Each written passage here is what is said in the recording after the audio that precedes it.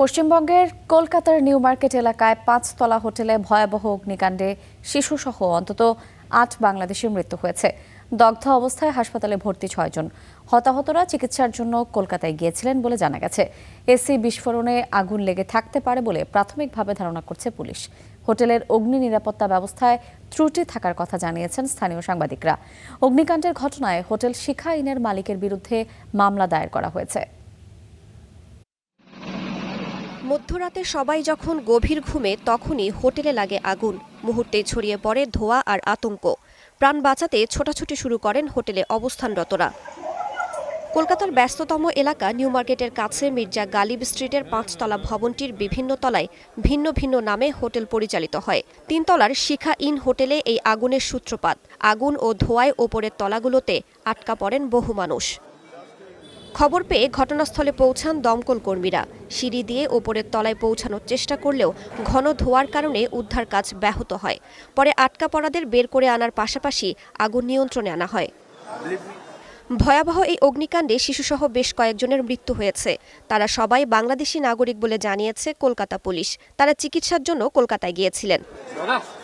চতুর্থ তলার অন্য একটি হোটেলে ছিলেন গাজীপুরের বাসিন্দা আসাদুজ্জামান। অগ্নিকাণ্ডের ভয়াবহতার সাক্ষী হন বেঁচে ফেরা ওই বাংলাদেশি।